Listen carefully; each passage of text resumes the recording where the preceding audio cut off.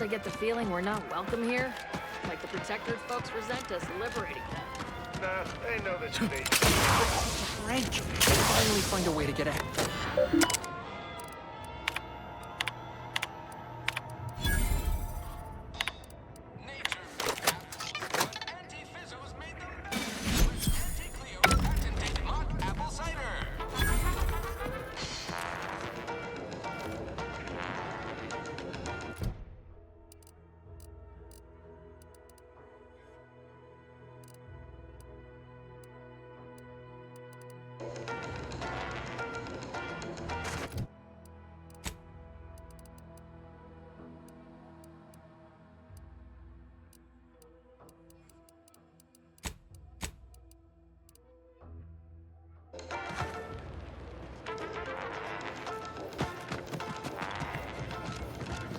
Never been the type to sit behind a desk all day. What, when I could stand behind... Welcome to the name-pending saloon, purveyor of spirits and stimuli. What'll it be, stranger? Why, sure. You'd be surprised how much loose talk and idle speculation occurs around here. What, between them Protectorate defectors, finally able to speak their minds, and all our off-duty Antes employees carping about work and the war. Any particular topic you have in mind?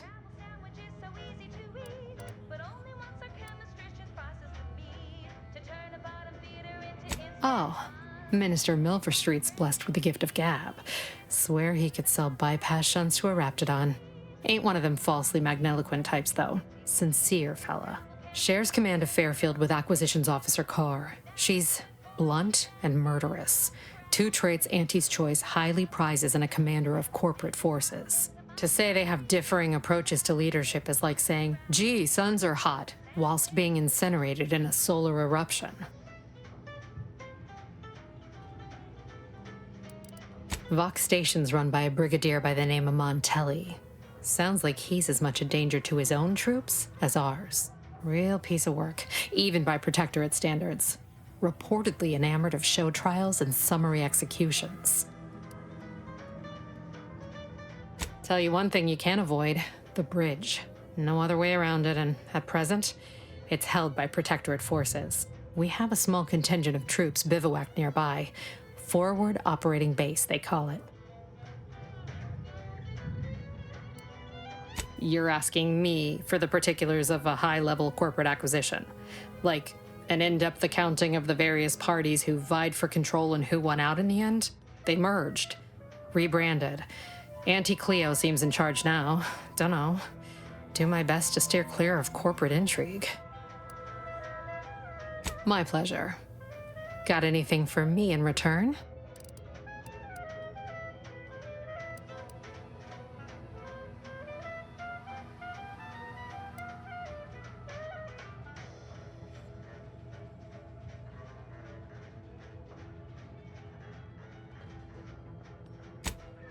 Of course I know that. We all do. Just trying to make some bits while I can, you know? Besides, some say it's decades away. Why fret unduly today? Here I was hoping you'd have a good story for me in exchange, but oh well. Not everyone's a seasoned raconteur.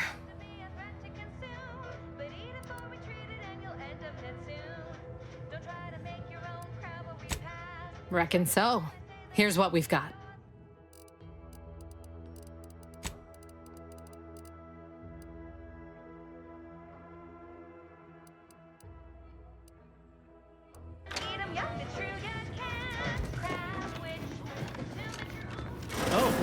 One of my copious direct reports.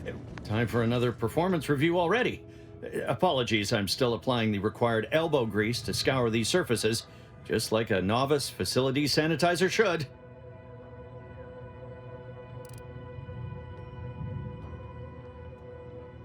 Many thanks for the validation. I don't suppose you can spread the word of my competency.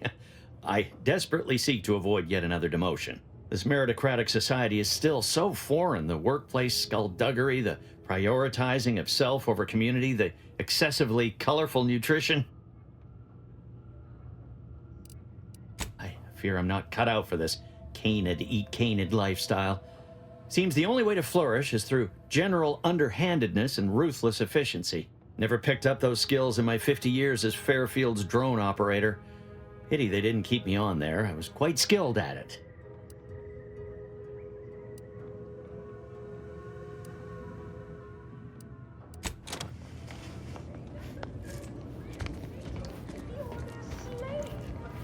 They say you're part of a community.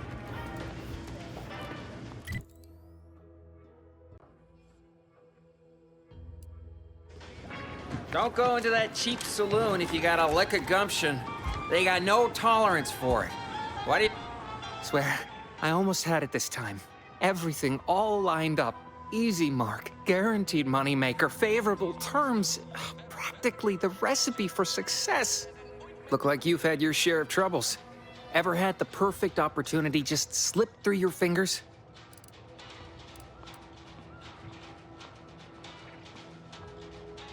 Wait, what? Is that from Jackson? Oh, thank the law. Jackson and I are partners, see. He unearthed an unexploited protectorate technology. Promised it'd revolutionize the daily life of Auntie's Choice citizens. This is just the thing to put me on the map. Fast-track promotion to lower middle management for sure.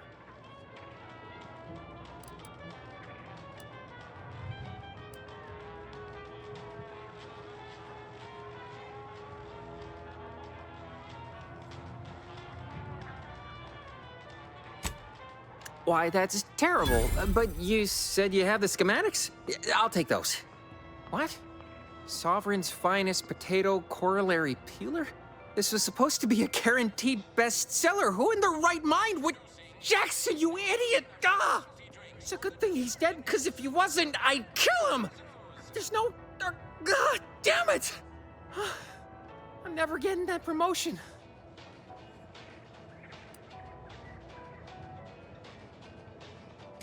This was supposed to be my easy path to a promotion. Must be something I can do to salvage this. Tell me, did you come across any other advanced protectorate technology while you were there? Anything more, well, easily marketable? Take the pressure off with anti-fizzos. Bottled up Personal thrusters? No one would ever want such preposterous things. I'd be laughed out of recreant reclamation. Imagine, jumping about like a sprog. Ridiculous.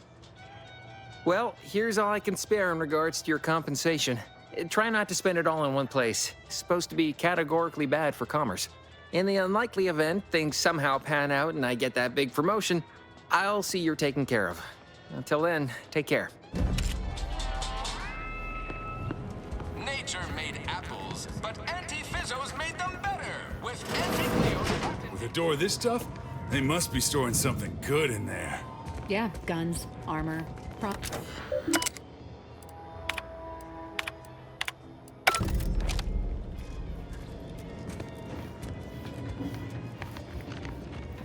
You're thinking too small, Murph. I'd put money on the Protectorate stashing treasure inside. A whole pool of bits enough to swim in. It's a constabulary, not a bank. And certainly not some kind of gold-filled swimming hole. Besides, these Protectorate lack imagination. Never had an original thought wasn't written down for them first. Like I told you before, it's probably just guns. We've tried everything short of skipping a ship through that door to get inside. Though, come to think of it, maybe that's not such a bad idea. I'd love to see the quartermaster's face after turning her lamps onto that requisition request. Fine, Skip drives out. Say, maybe we could commandeer one of them tractors out in the field instead. Oh, bet that could plow through the door. In case you haven't noticed, we're in the middle of a war, and hard to say whether we're winning or not. Better question is why no one else is treating this like a top priority.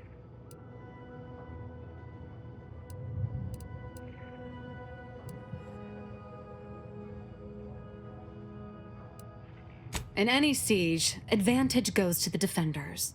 Right now, the Protectorate still has control of the bridge to the Vox station. That station is the key to taking Paradise Island. When Officer Carr ever gets the go-ahead, we need to be ready.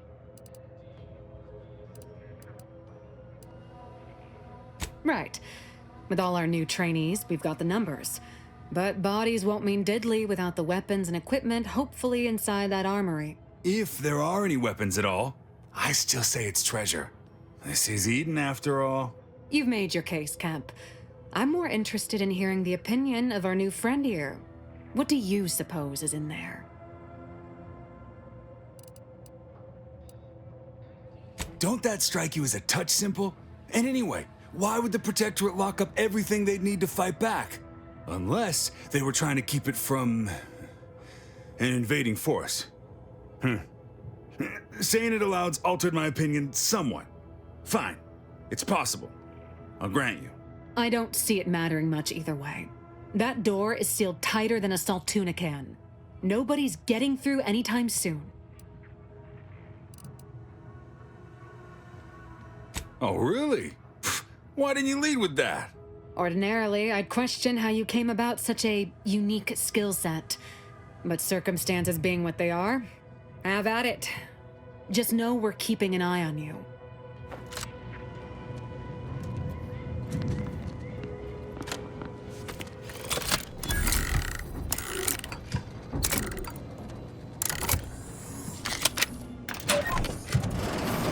Whoa! How in the blazes did you get in there?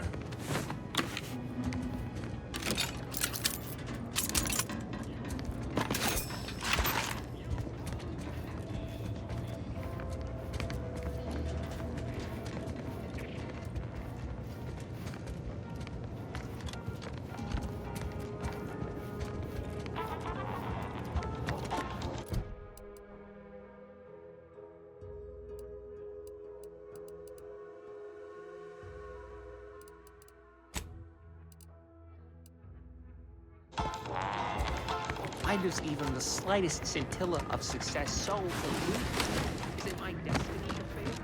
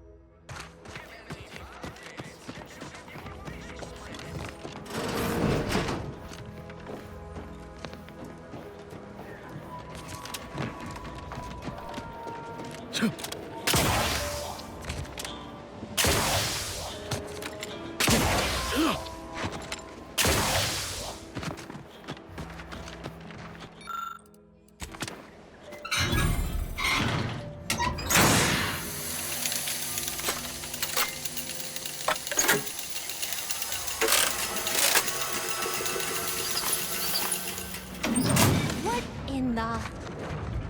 All right, so you got her working. Bully for you.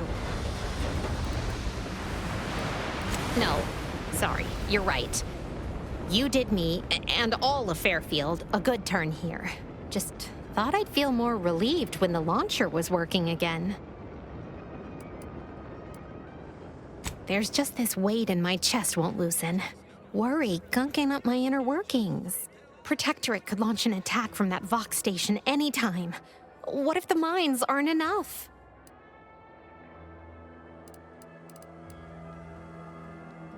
Guess I won't have much to worry about then, will I? Here, managed to cobble some frags together from a damaged mine earlier. Who knows? Might get you out of a pinch one of these days. And seeing how expertly you worked, you may as well take this armor modification too. I'm sure you'll have an easier time installing it than I would.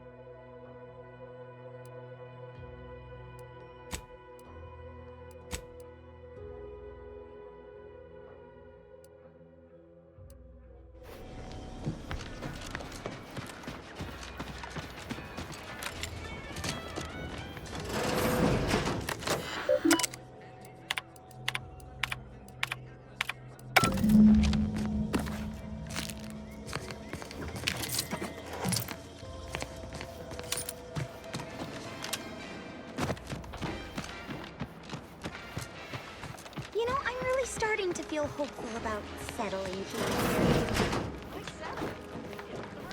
I'm simply not credulous enough to accept this is where I've ended up.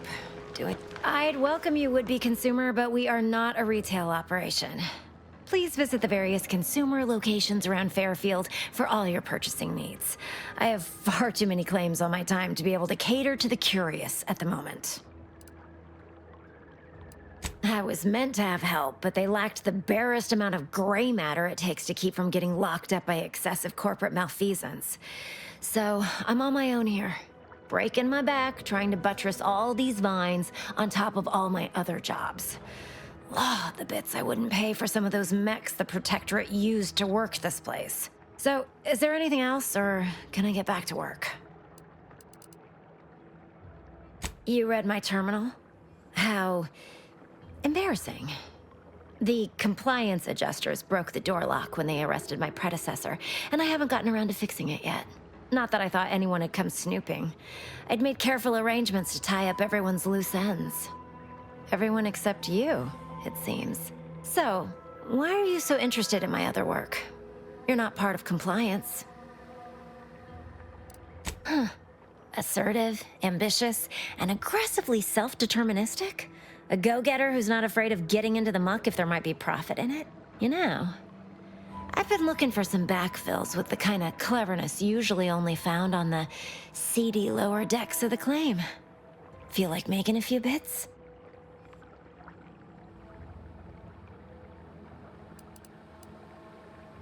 I'm part of Sub Rosa. We're a group of merchants, information brokers, and commodity traders who deal outside the systems most folk are confined by. You can trust them. We make under-the-table deals with them all the time. We're the best way to get things done in anti-space if you're looking for profit. Want to buy it, sell it, move it? We've got someone to do it for you.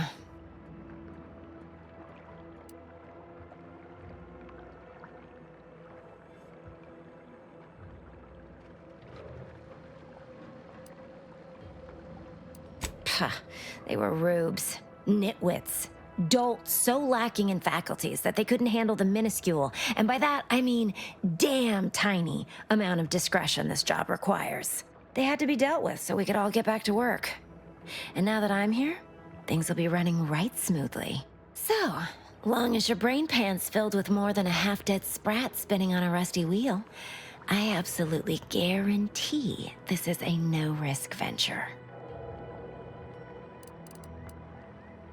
Oh, isn't that just wonderful?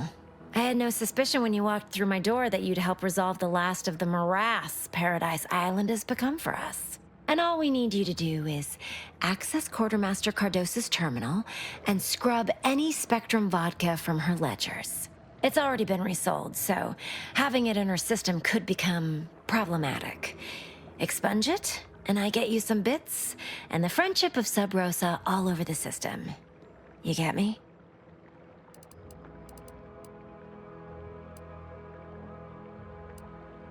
And I'll be waiting here with your bits.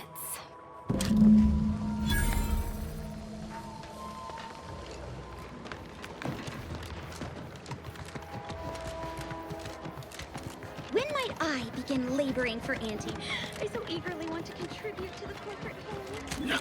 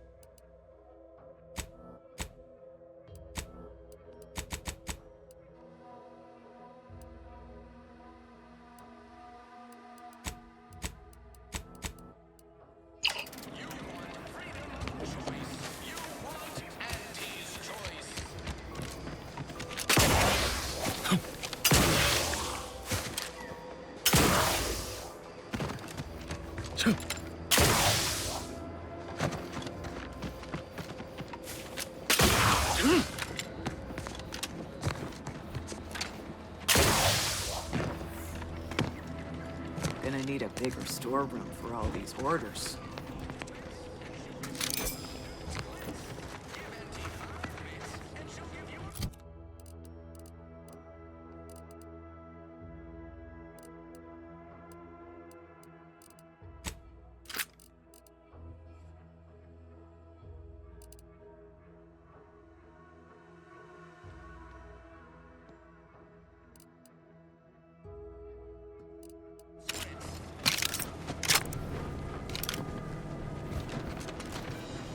Let me guess. Gun keeps jamming, armor don't quite fit snug as you like? State your division and I'll get you outfitted, quick and proper, or your next provision's free.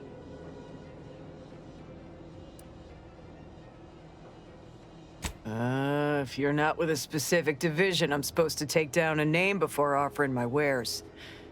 I'll just make it up for expediency's sake. All bits spend the same to me.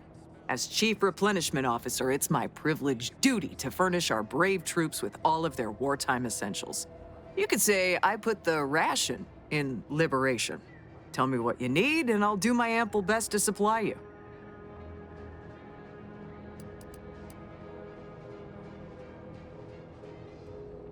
No one here but you, me, and several tons of well-oiled machinery. What's this about?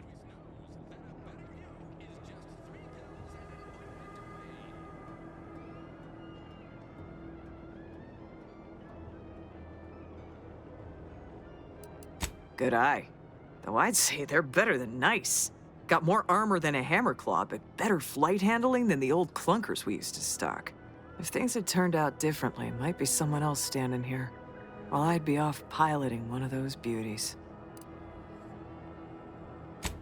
You got your wires crossed. Dropship piloting's one of the safest jobs in Auntie's Choice, according to Auntie's survey on career safety. Ranks high in satisfaction, too. And anyway, I don't recall asking for your opinion, so maybe we best get back to it.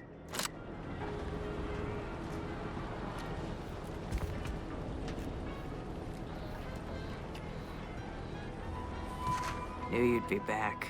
What do you need this time? Those hoople heads. First they botched their work up here, now the Grove. If there were medals for incompetence, they'd be well decorated. Well, I thank you for helping them out. Sorry you had to go out of your way.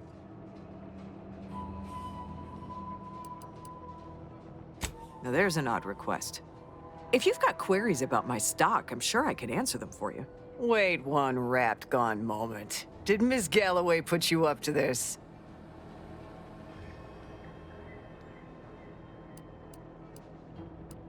She asked me for terminal access not even a fortnight ago. I'd call it coincidence if it didn't feel so much like conspiracy. I can't for the life of me adduce a reason as to why a greenhouse manager would be interested in military inventory. What kind of plants are we growing in there?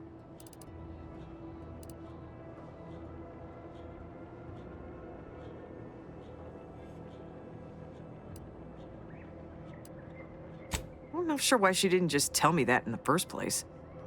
Well, we don't want an infiltrator exploiting any of our systems. Go ahead and do what you gotta. Key card to access the terminals, right here on the boxes beside me. Feel free to nab it.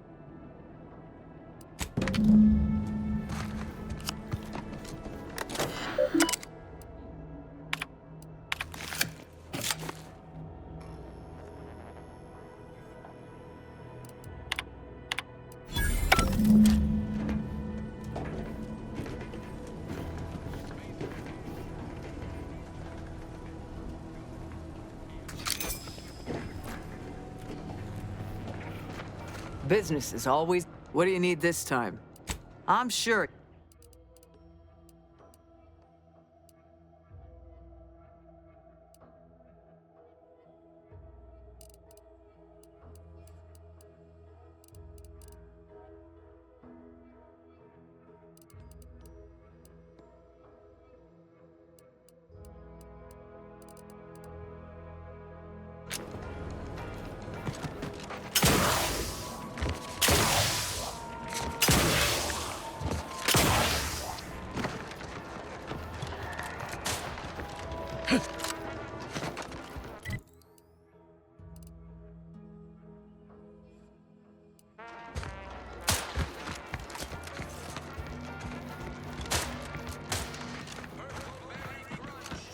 Pleasure not doing business with you.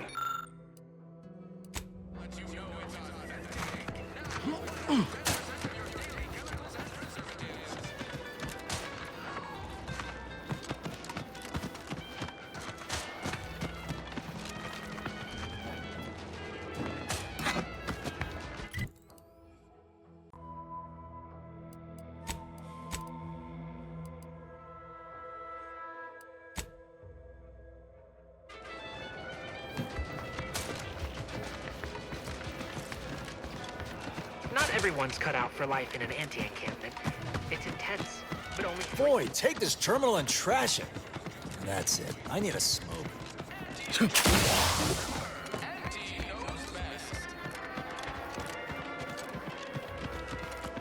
How do you Protectorate folk feel about all these little rifts? Auntie insists they're the next big money-making opportunity. Hello again. You get that inventory issue sorted? How grand. That officially mops up the last of the mess from the buffoons that came before me. And, as promised, my good fortune is also your good fortune. And while this might be a tad fewer bits than you were hoping for, remember, you've also made allies that you'll find all across Arcadia. Just keep watching for paintings of a stylish yellow rose with a split black circle near the middle.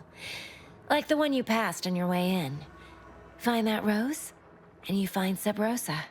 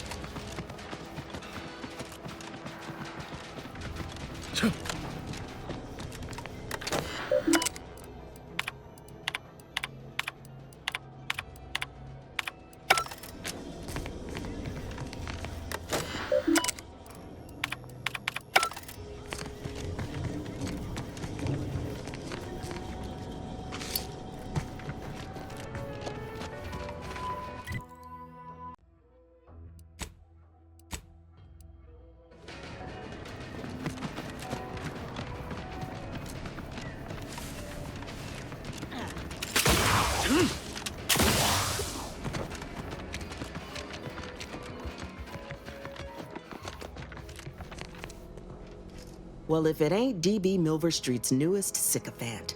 I'm Officer Babylon Carr, and you can consider that introduction the start and end of our personable relationship. If you'd spoken with me like I suggested, mayhaps the two of us could bandy words, but you didn't.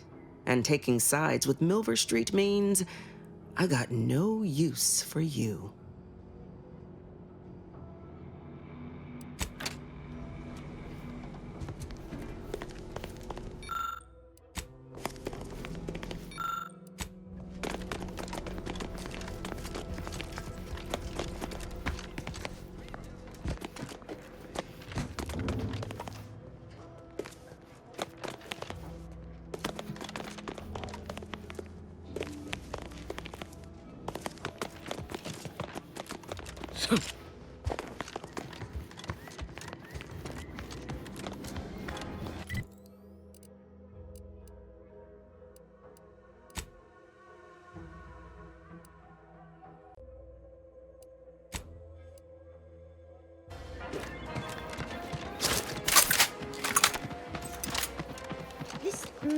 new character of yours.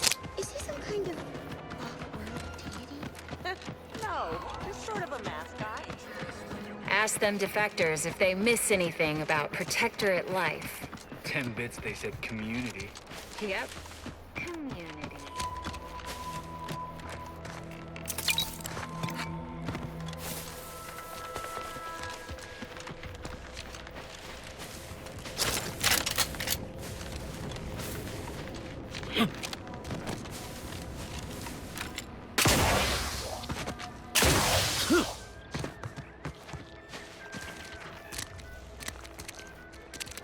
Thanks for not crushing my plants, friend. I'm the Senior Principal Chief Director of Natural Studies, Acquisitions, and Monetization on Paradise Island. But call me Betsy. I'm always out looking for exciting new plants, rocks, and critters, but you can likely puzzle that out on your own. Say, you ain't looking for a job, are you? It's easy. Just need to confirm reported locations of a few rare and highly valuable plants. You can keep anything you find. Well, you got me grinning to split my noggin clean in two. But enough of that. To business. I got a stack of reports, but since we're not supposed to be riling things up with the Protectorate right now, I can't go investigate them myself.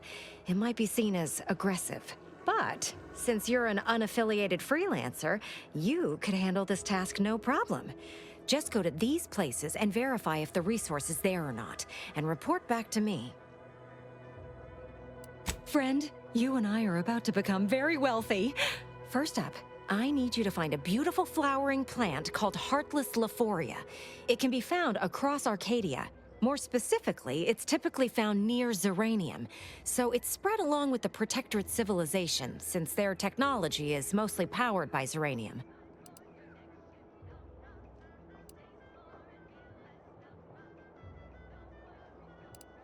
Extremely toxic and fairly volatile, but it's a right good source of energy if you know how to handle the stuff.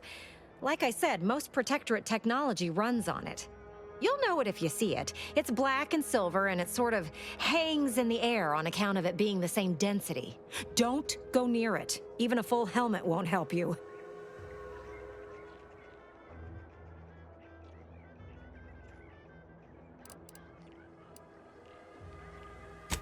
Straight to it then.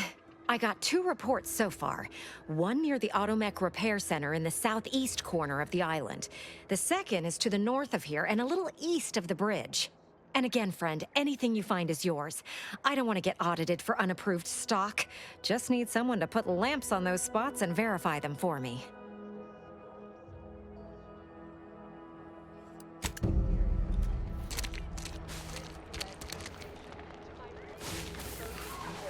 Starting with Asta Biswich, senior copywriter in invasive marketing, whose sloganeering would...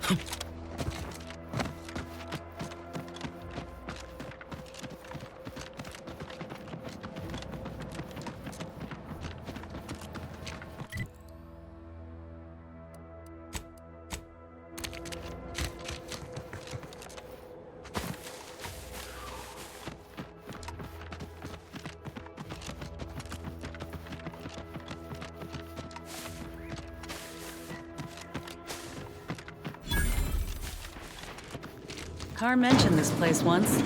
Trained up arbiters to kill without remorse. Hate to think what that education entailed. We'd do well to watch ourselves with the Dragoon patrolling. I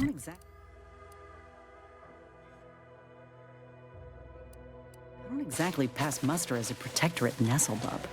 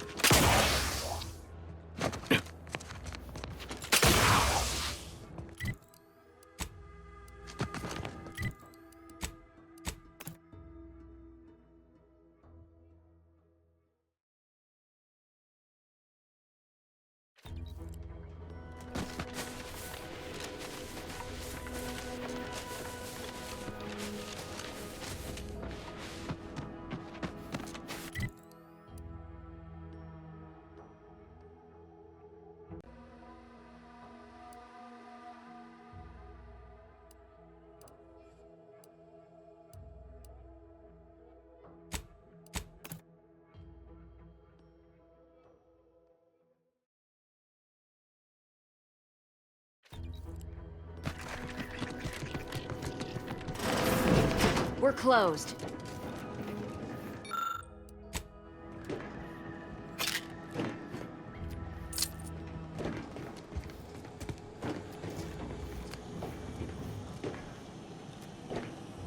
Did you not hear me? This place is closed. No learning today about how everything happens according to the obscure calculus of an indecipherable plan.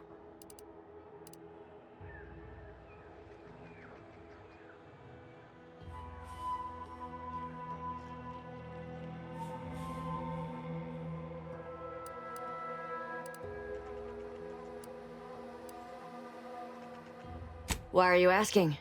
Who are you? The people she tried to kill. By the architect. I had no idea. I wish I could say it was unbelievable. I was afraid she was becoming a danger to herself and to others. But this is horrifying. Yeah, imagine how we feel. Why don't you tell us where she is so we can make sure she ain't being a danger to herself or others?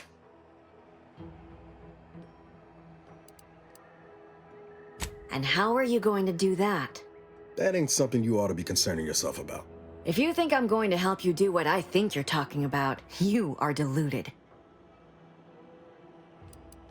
I may be deluded, but you're lucky you ain't dead. Seeing how she seems partial to using her friends as victims. Does she? It occurs to me that you have provided no proof of what you're accusing her of. Why don't you take a long look at me? This is all because she betrayed us, her team, her friends, even the one whose life she saved in Triangulum. By the architect. You're Niles, aren't you? She mentioned you a few times, but refused to elaborate. All I knew was that she was fond of you, and that you were dead. She was fond of me? Then why? Why would she try to kill me? I can't say, but it may be one of the things she anguished over. An anguish I fear finally overwhelmed her, and could likely be what's driven her to her present course of action. I wish I knew. It's nothing good, I can tell you that. I haven't seen her since before the corporatists invaded the island. I'm afraid she's going to do something terrible, but I just don't know what. Maybe none of this would have happened had I not introduced her to Victor.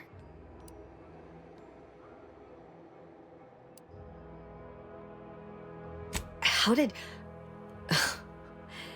You saw her terminal, didn't you? Victor's an Order archivist.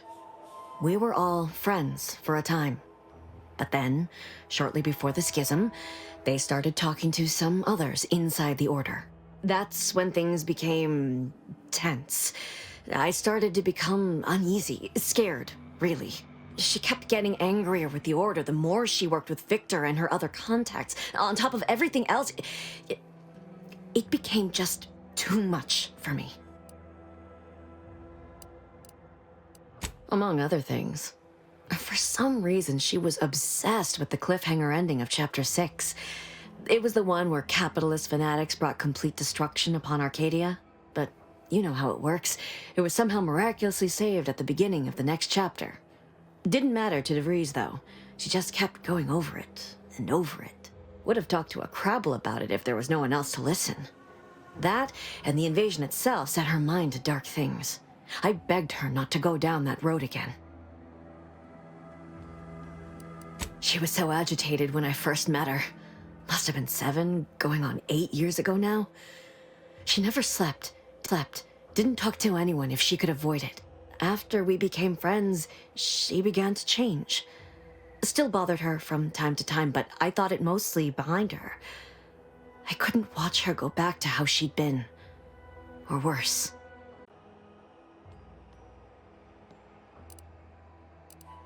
We became friends when she saved me. I'd said something without thinking. Must have been distracted. We all know to watch every last word we say. For some reason, she interceded on my behalf with an arbiter, and she convinced him he didn't hear what he actually did. No one does that. Void, I didn't think anyone could.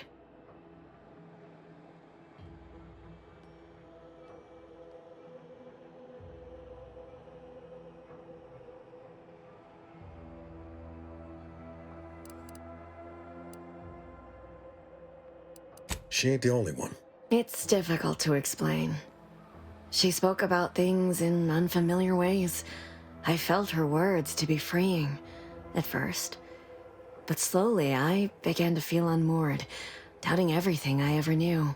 She said learning the truth of things was worth it. But now I question whether her truth was just more of her penchant to sow chaos, no matter who may be caught in her schemes. Some days I wish I'd never listened to her at all. Others, I can't help but miss her. Even with everything.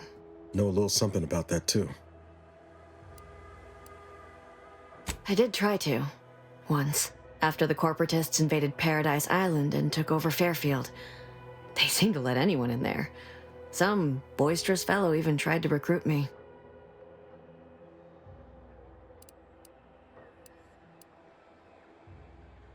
No.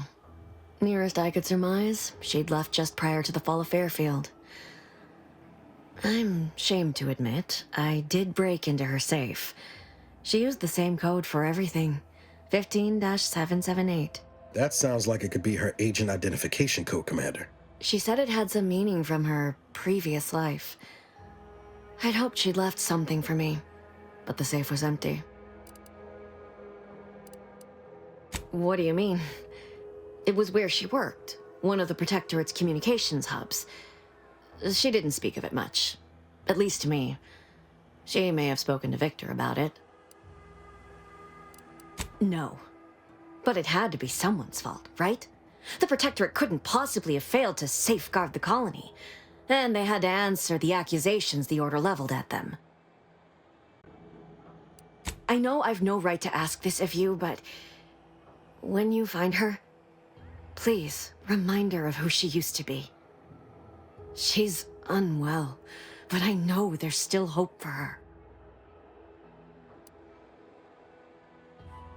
I understand. Perhaps it actually is for the best. I truly cannot say.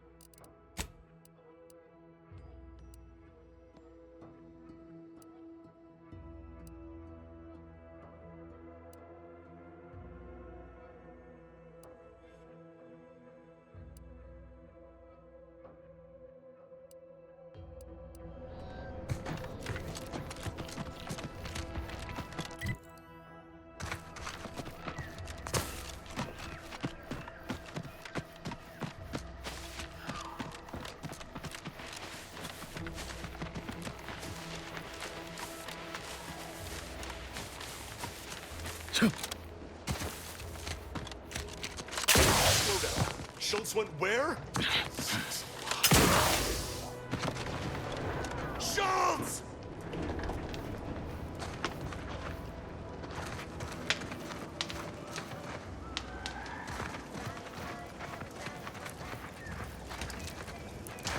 You seen Gary anywhere? No. Anyone got lamps on Schultz? Anyone? Void be damned. Sallying into the wire like that with nary a wish in her pocket? What was she thinking? Did I not make clear our orders to hold the line here regardless of provocation? Should my instructions have been more robust? Perhaps assisted by pictures? I'm afraid there's more bad news, Commander. She also took Scrabbles, sir. Would that he'd done her more good. Seems Calamity has claimed 2 good soldiers today. You there. I don't normally sanction nameless passers-by giving ear to my private discourse.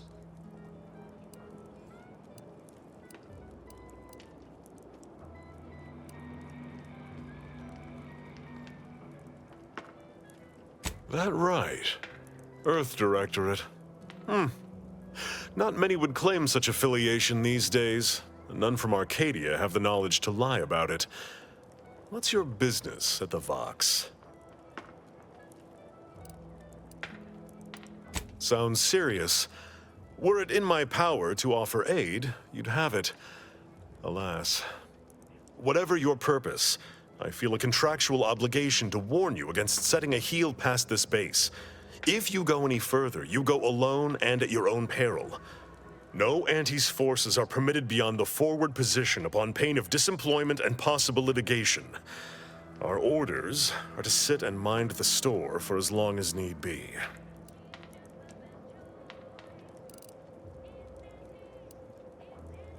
It is difficult for me to accept such laudations at the moment, given recent losses. But I suppose you make a fair point. By steadfastly holding the line here, we forestall any retribution the Protectorate would seek to inflict upon Fairfield. And we will continue said watch until orders change.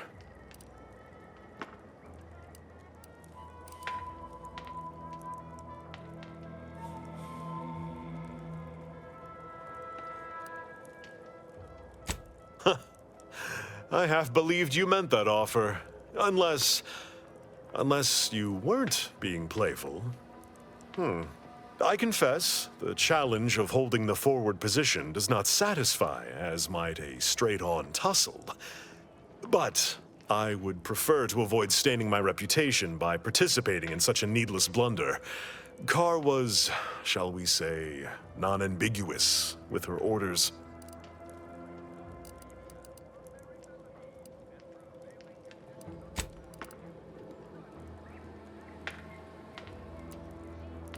Far be it from me to speak poorly of a superior, but I have pondered over her choices as of late.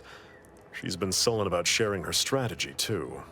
Still, however brightly my star burns, I remain in her orbit. She is my superior officer. I defied her once, and I received the verbal tanning of a lifetime for it.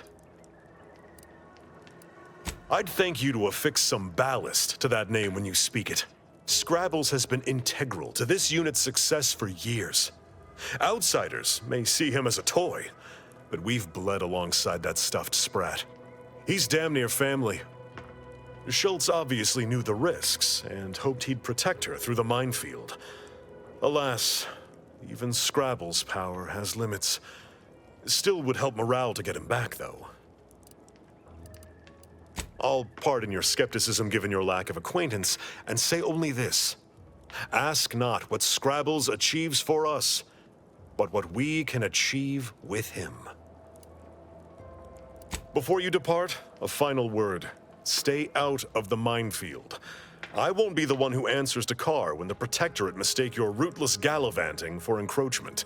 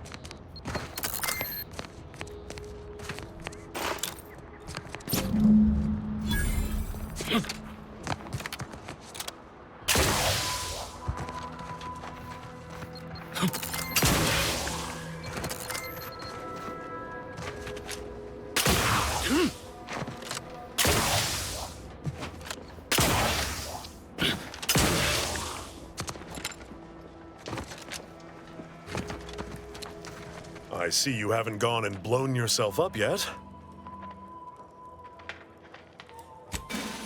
I'll be spaced. Scrabbles! And hardly the worse for wear! You've no grasp of what his return means to this unit. Scrabbles was originally a gift from my daughter. He fought with us during the Consolidation War, and has seen this squad through every hard deployment since leaving Tau Ceti. He's also packed with some of the finest grade stimulants this side of legal. Here, for your trouble. Livener like that comes in handy when you're in a pinch. While we appreciate you returning Scrabbles, you'll not provoke me into a course of unwise action if that's your aim. Milver Street's always rambling about signs. Suppose this might fall under one such category. For the sake of discussion, let's say that I agree to this enterprise. Such non-compliance is unlikely to go over well with my direct report. How do you propose I handle Carr?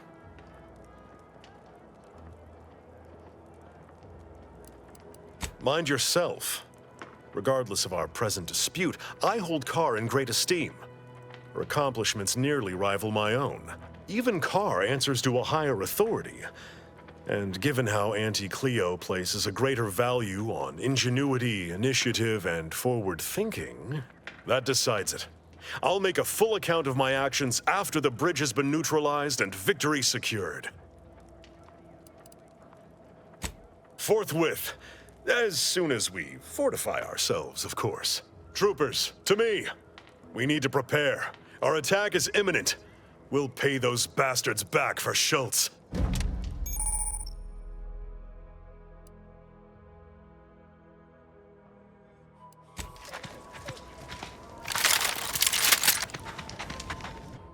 This is what we've been waiting for, troopers.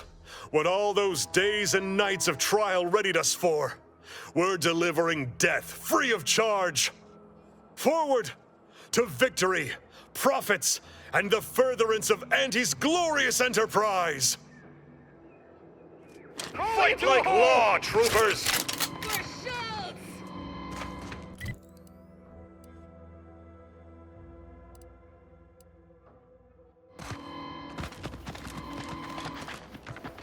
You there. Keep your hands where I can see them. As Scrabbles is my witness, we will achieve victory! With you, Commander! Going down! Let me know when you need a stretch.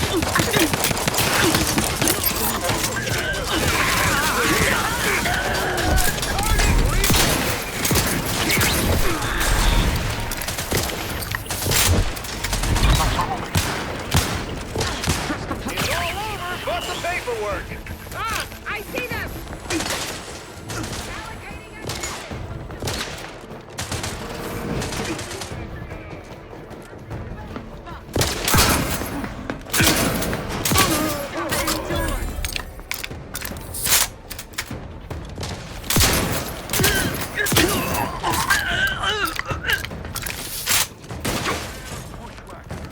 Regain sight.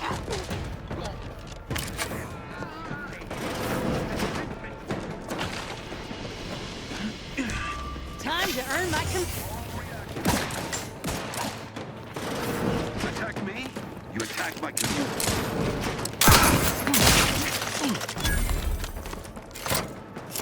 Give the order and I'll... You think too much.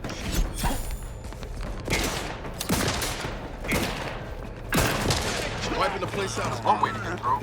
Probably my most preferred.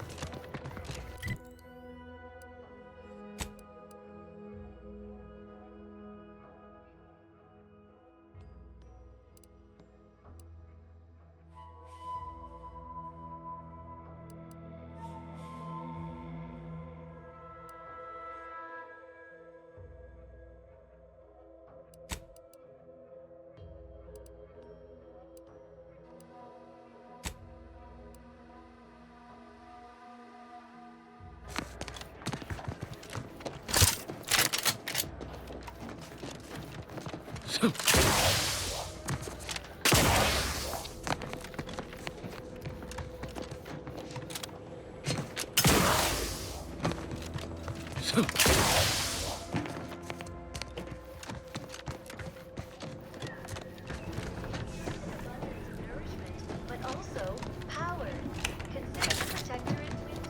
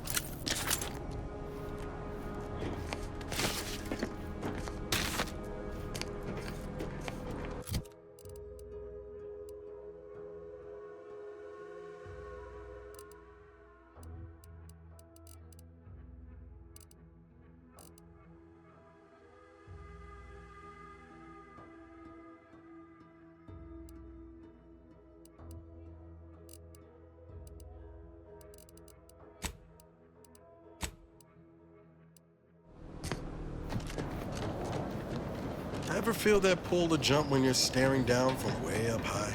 No. And unless you grafted with a terror ray when I wasn't looking, maybe don't give in to that urge.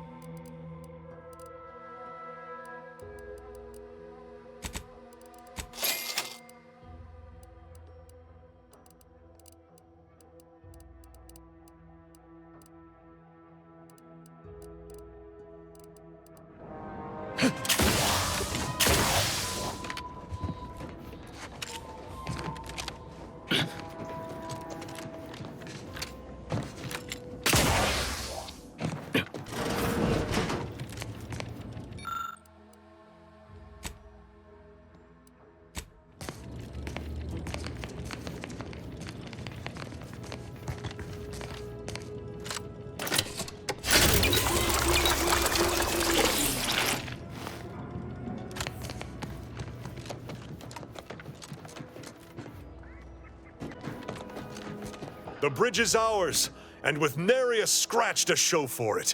Thanks for your contributions to this great and honorable endeavor. For as long as we hold the bridge, safe passage is yours.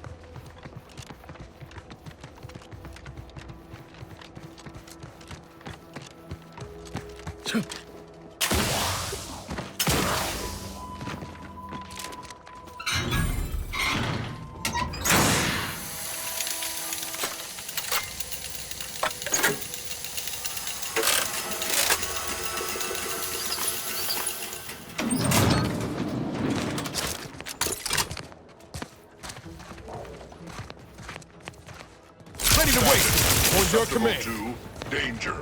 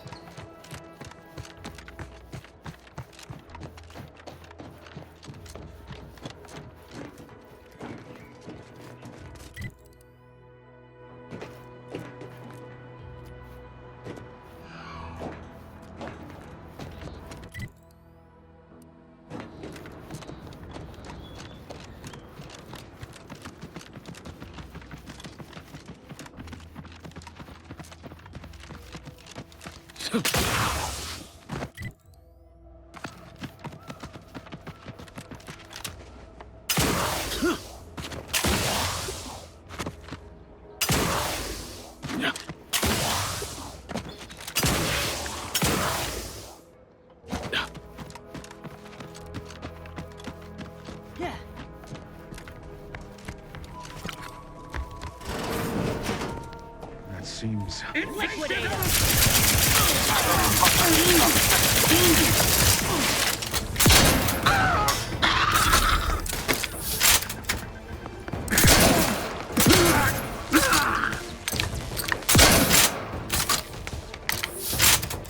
Personal audio log. Sergeant Sergeant Bornsworth. We've been deployed to deal with a new living weapon fielded by Auntie's forces. The previous squad was unprepared for this threat and was consequently torn asunder.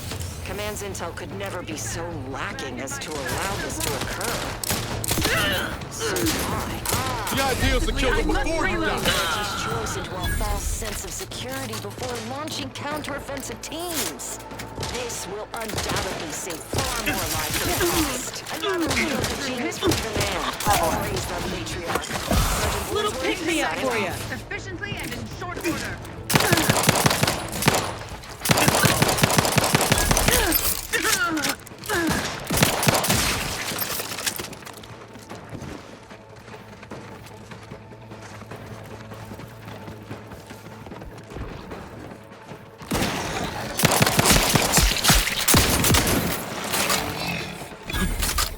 Nobody around.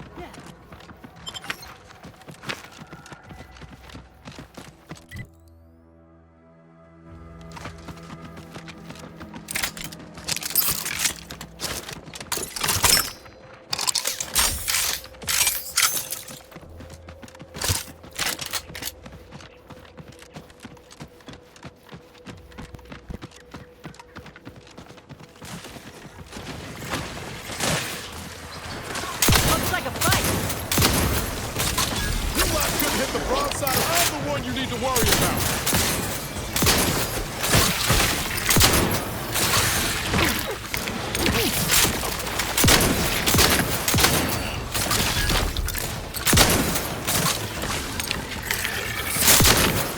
Not walking this off. Stand me back up.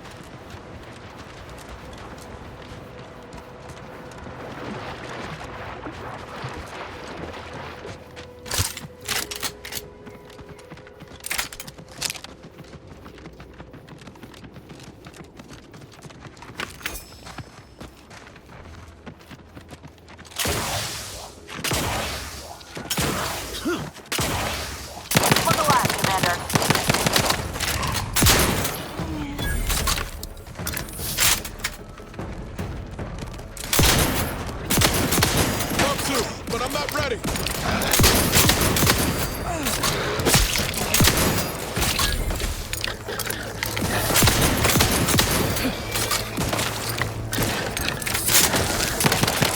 Let me know when you need an extraction.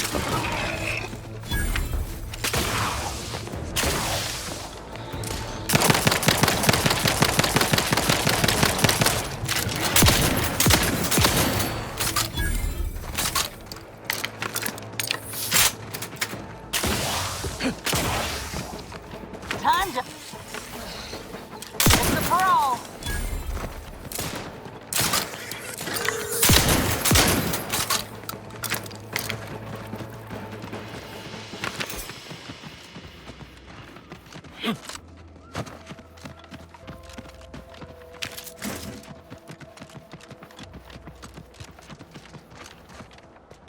Hear that? It's challenging.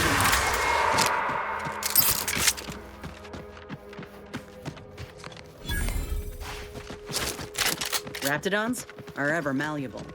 Eden doesn't want them around and they don't belong here. But they sure carved out a place for them. Let me handle this.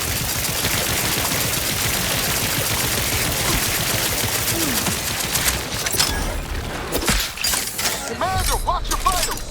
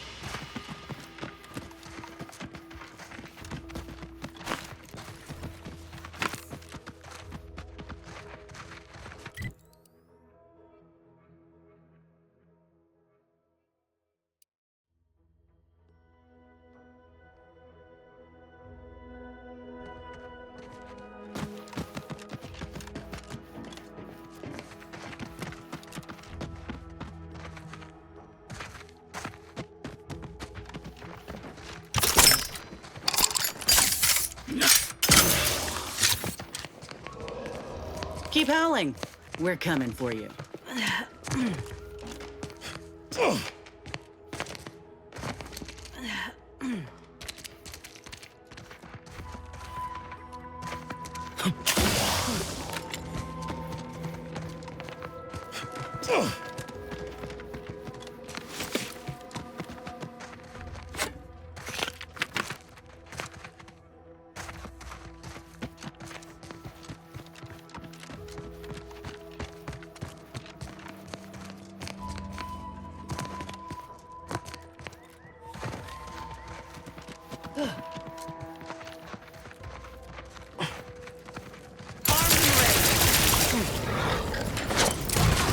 Give the order, and I'll take care of him, Commander.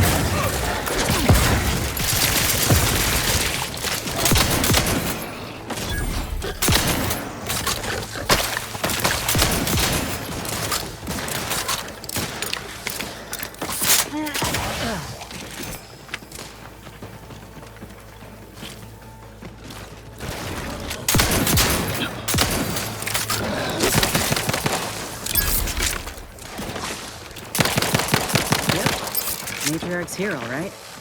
Let's put our heads together. See these half-eaten remains? They're a sign.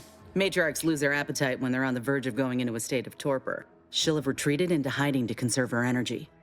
But I got one way to get her attention.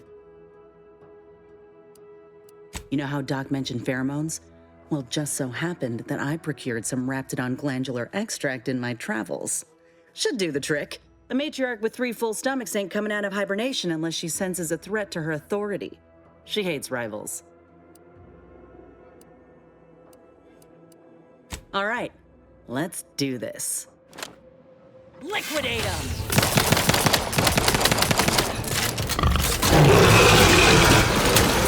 How are you still upright over there?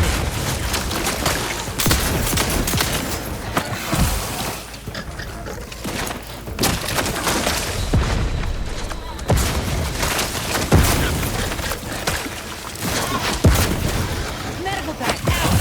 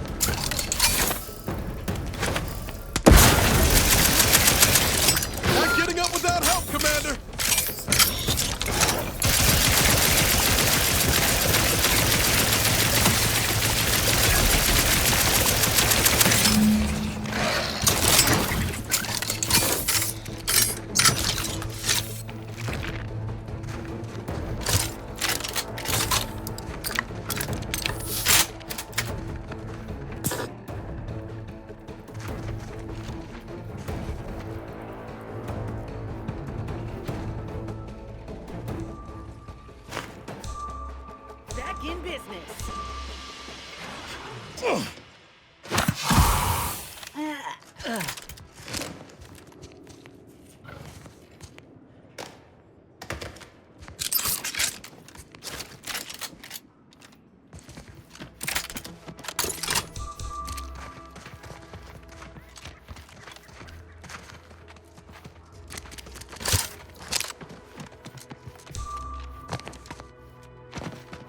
That's the limb.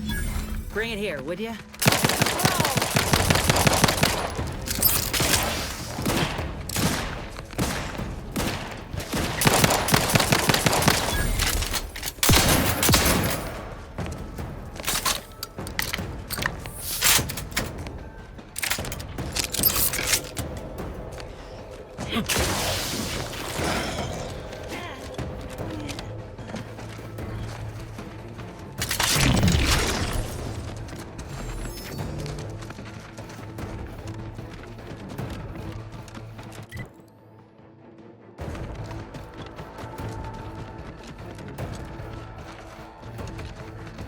Ready to take the heat off.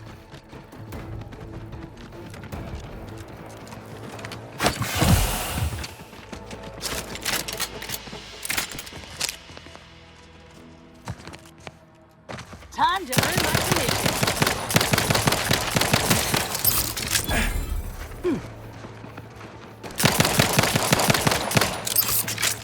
Medkit coming your way.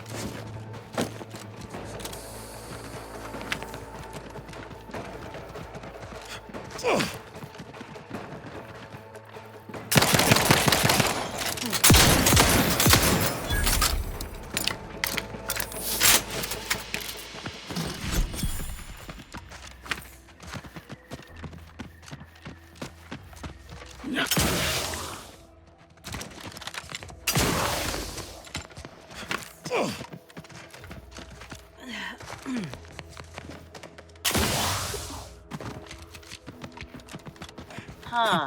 The drainage pipe must be coming right from the Vox relay. They're lucky the rats ain't chewed their way through yet.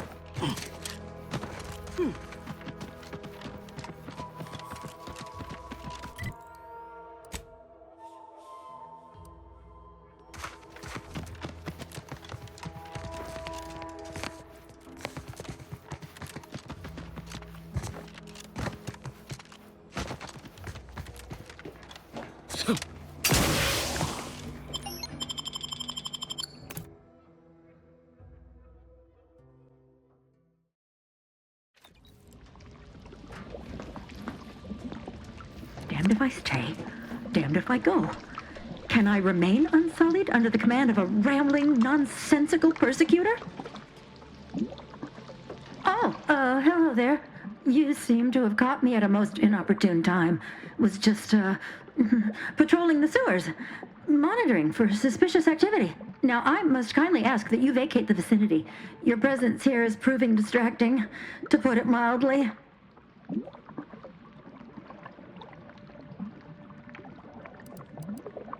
What? Word to the wise. A protectorate station is hardly the place to be making light of one's affiliations. Brigadier Montelli would be ecstatic to hear you spout such humorous quips. You'd be labeled a heretic. But I'm sure he'd chuckle as you swung from the gallows.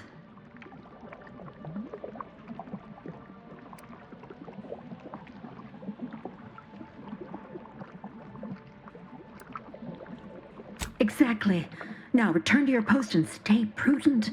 We must ensure none infiltrate this bastion, lest the enemy so descend among us. It's just, I don't know what's going on here.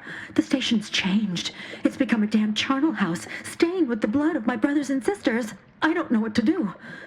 I just don't wish to die. I can't... That'd be a fine idea. If only there weren't a group of starving raptidons that saw fit to make a den so close to the grate. I can? Oh. I suppose I'm now off to a world filled with uncertainty, savage wildlife, and miscreants always on your heels. Here, this key card should unlock a storage cache up above. It has some supplies in it that'll likely do you more good than they have me.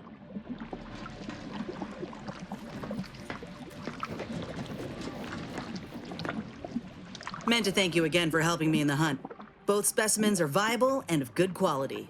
In honesty, I don't know which one I should ask Doc to patch me up with. Can't go wrong with either, but one could be the better choice. If you've got an opinion, I'm keen to hear it. The material we harvested from the skeleton crabble could allow me to fire off scalding shell shards. They'd pierce through armor easily, I imagine. And the part from the Raptidon matriarch should let me camouflage myself at will, like other Raps can. I'd be able to close the distance and heal you up without the enemy noticing.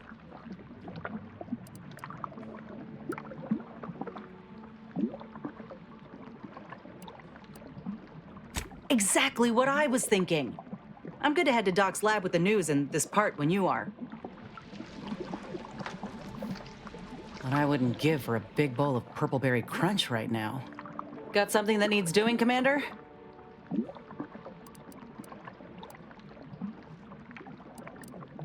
How personal are we talking?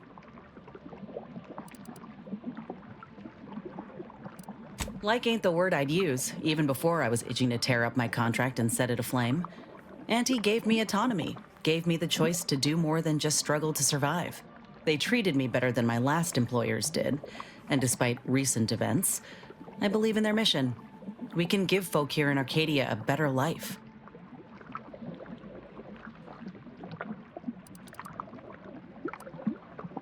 They have. And could be they can't even fathom another way of living. Freedom can be frightening at first. But they'll see. Same as me and mine did when Auntie came to Tauceti. I'm just one of many who welcomed the chance to enlist with open arms.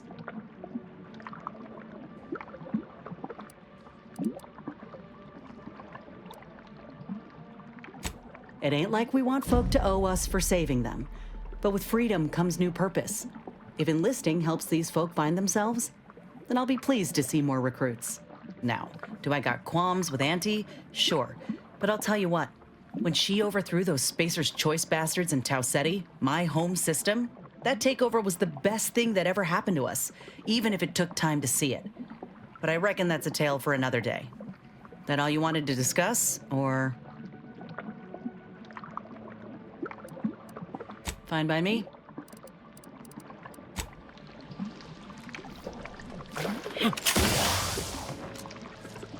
Auntie's Choice and the Protectorate got a difference in... Got something that needs doing, Commander? How personal are we talking? Couldn't say. I was in it all of 2 days before my graft started festering. Before that, I was an infantry medic. Our platoon was one of the first to touch down in Arcadia. I would have continued serving on the front line in an upgraded capacity, but, well, once the state of my graft became apparent, it was decided that parting ways would be best. My commanding officer, and the surgeon who performed the operation, I imagine. I wasn't lucid at the time.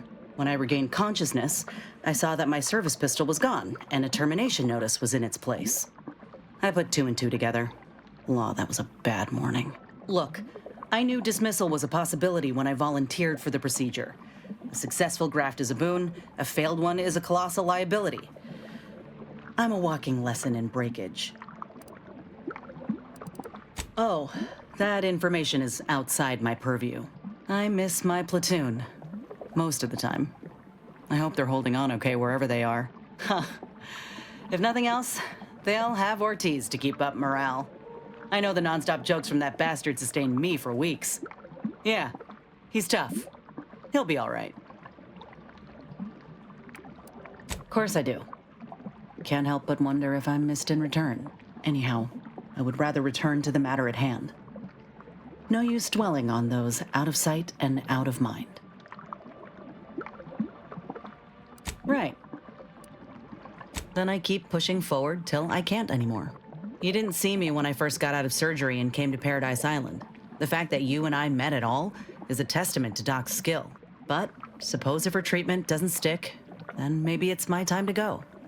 You can only cheat death so many times. You know that as well as I do.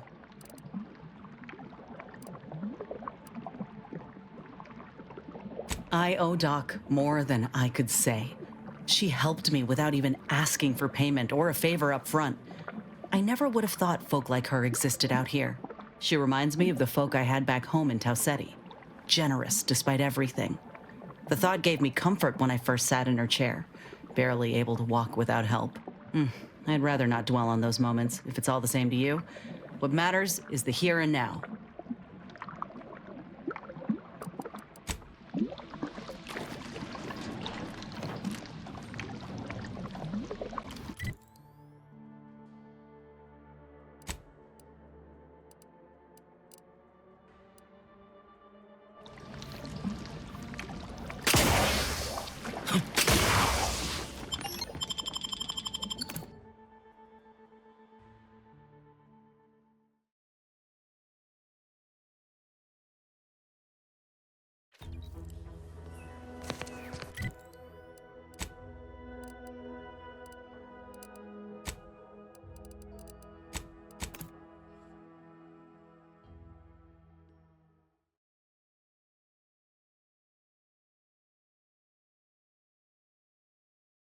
Give Auntie 2 bits, and she'll give you some new glitz. Give Auntie 5 bits. I've been bartering with the defectors. Traded one Borst rocket for a whole tin of prestige Borst flow. Straight up. People think I got a jacket from the saloon because I'm 3 sheets to the wind. I am drunk.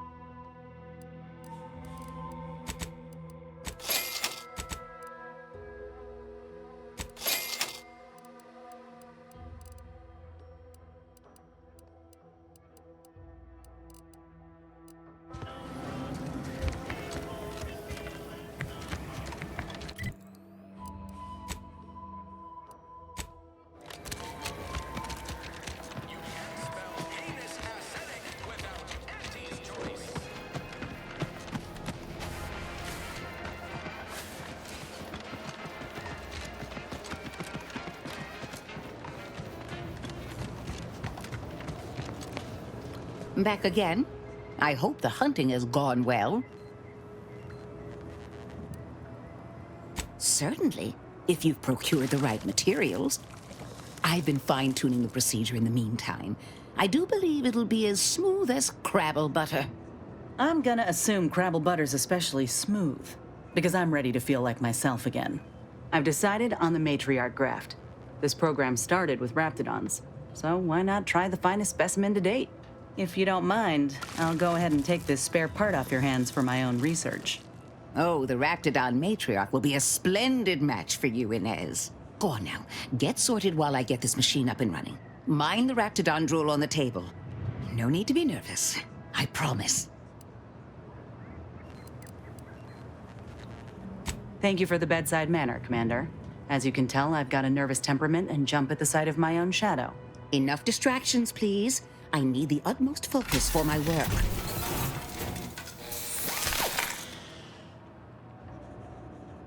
This is beautiful work. My best yet. How does the limb feel, Inez? Any numbness? Pain? Yeah, both. Body's not accustomed to the presence of another limb. Feels like I've got an extra passenger in my nervous system. But it certainly beats feeling like I'm bleeding on the inside.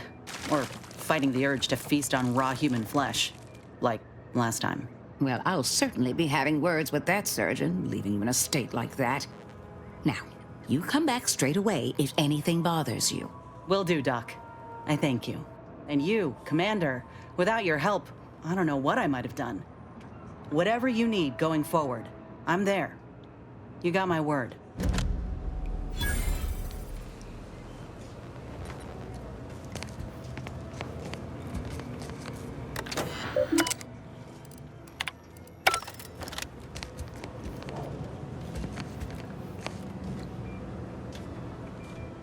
I can feel my senses sharpening.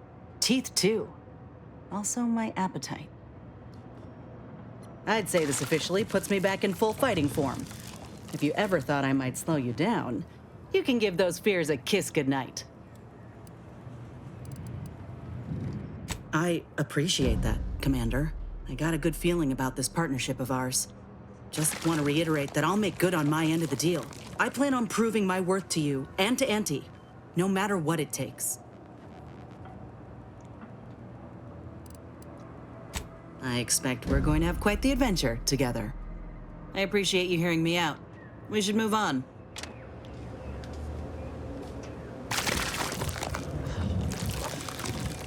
Seems you've been scouted by Fairfield's finest to assist our efforts in the war. You know, since the ceasefire will inevitably fail. If you do, it'll be great for the folk here. And great for my resume, if I'm honest. Few bullet points like that, maybe it'll be enough to win me a spot on a higher rung. And you? If you help, what are you getting out of this? Won't blame you for thinking it's kindly to win hearts and minds, but it ain't ever gonna be as potent a strike as dropping a bomb. Though I reckon you know something about that. See, Val helpfully filled me in on your own predicament. Hunting down a fellow agent, huh? I thought you folk were all about nobility, duty, camaraderie above all. Were you one of Auntie's? I tell you just to shake the ladder hard while your traitor is climbing up, and enjoy the show when she tumbles down. What recourse do you actually have? Suppose that tracks. You agents are untouchable, or so the story goes. Ain't had many dealings with the Earth Directorate myself. You're the first agent I ever met, in fact. But you get things done. I trust you. As for the rest of your organization, can't really say. They hate corporations, I've heard that much. But what about you?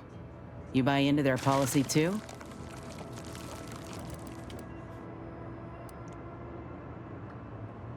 No, not all. Look, I'm sorry. I ain't intending to get into any grievances here. Let's just say I'm a little dubious about the whole keeping corporations and corrupt governments in check thing. Ain't seen evidence of it yet. But maybe you're liable to prove me wrong. Anyhow, reckon we should keep moving.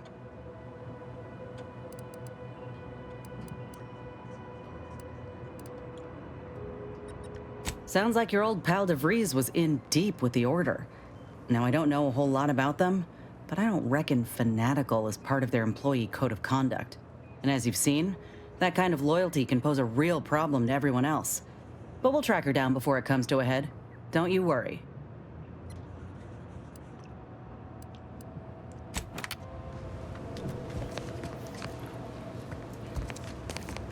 Auntie's choice in the Protectorate. Got something that needs doing, Commander?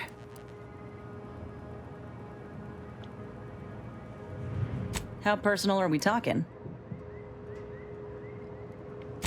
Well, like I said, we were both in the same unit. Me as a combat medic, him as a machine gunner. Everyone in my unit was from Tau Ceti, so we already had that in common. And we served on the front lines, which made us look out for one another that much more. See, most of us were laborers, and we just got our first real shot at something greater. We wanted to make a name for ourselves, and what better way to do that than become a hero? Our onboarders promised that if we demonstrated exceptionalism, showed initiative, that we'd get promoted quick. And our days of living in squalor would be far behind us. It ain't like they forced us to join up. We did that on our own. And it said in our contract that they could send us wherever we were needed. Can't complain if where we're needed is in a trench staring down the barrels of a minigun. All right. We spent a week crouched in the same foxhole under aerial bombardment. Shared water one sip at a time by the end of it. Anyone would have been friends after that. I don't know if I would have made it out alive without him. Maybe I'll tell him that over a beer one day. Praise him in front of the whole saloon. Law knows he's got a thing for heroics. Better than I'd feared. Only had to bury 2 troopers and amputate 5 limbs. I'm thankful every day that the Protectorate can't aim for shit. He kept me clear-headed. Every so often there'd be a lull in the bombardments and I'd hear voices all across the field, calling out for aid, for mama, for death. Almost got my head clean taken off when I tried to scramble out of the foxhole the first night. I heard a call for help and moved on instinct. Damn foolish of me, really. Ortiz told me not to panic, to wait till he could provide cover, to just shout first aid instructions where I could. was too valuable to fall in battle, he said. It was a rough few nights at first, knowing I couldn't help folk who needed it. And the reward for that torment was my life.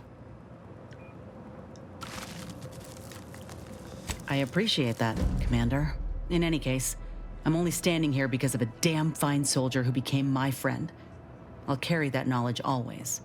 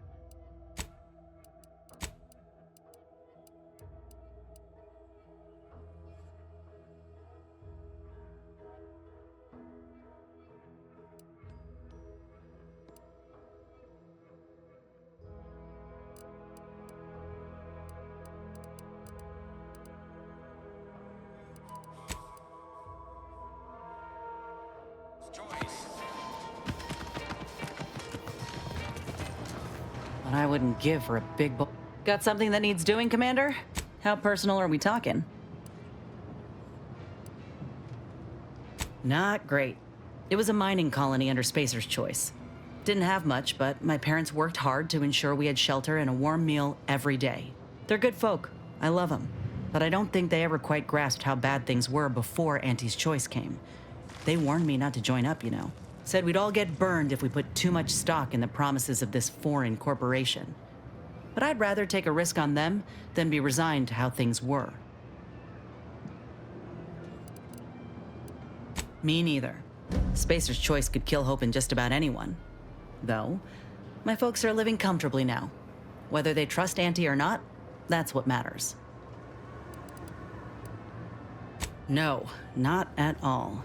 But I ain't sure my folks oppose them now. They have good jobs and a roof that doesn't leak. The ones who didn't adjust, however, was our management. Some of them tried to cut a deal. Company secrets in exchange for an entry-level administrative role, and made it out okay. But most violently opposed the takeover, and that ain't hypothetical. Reckon a bullet in the gray matter was more palatable than being forced to the bottom rung. Says it all, really. Our colony was isolated, which meant our Spacer's Choice overlords could do as they saw fit. Everyone lived in squalor, save for a select few. We were little more than workhorses. Those of us at the bottom only found joy with our families, our friends. But love alone can't get you through the toughest, darkest winters. I miss the sunsets, and my folks, though I know they're well taken care of nowadays. But that's about it. Most of my friends joined up when I did, so we took our community with us. Leaving my hometown itself, it was an eager farewell. Though there is one person I keep thinking of. The grandpa who lived next door, Vincent. He used to draw posters and ads for Spacer's Choice. He had style. Of course, that didn't last. Age caught up and his hands started failing him. Couldn't draw, couldn't lift heavy objects, could hardly walk without exerting himself. And in Tau Ceti, if you couldn't work, you didn't get ration cards. We shared what we could with him, of course, but what we got already wasn't much. We didn't know that at the time. It's just how life was. Last day I saw him, he refused the half-salt tuna can I tried to give him. Said it was him lending me his strength. He was gone the next day. We searched all over, then realized he must have wandered off into the wilderness, not wanting to be a burden. We never found him. Can't hardly open a tin without thinking about him now. So if you're wondering why I still hold a candle for Auntie's Choice, after everything, it's because I know had Auntie arrived just 4 months earlier, Vincent might still be alive. It's been years now since I talked about it. He was a good man. He deserved better. So did the rest of us. Anyhow, ain't meaning to talk your ear off.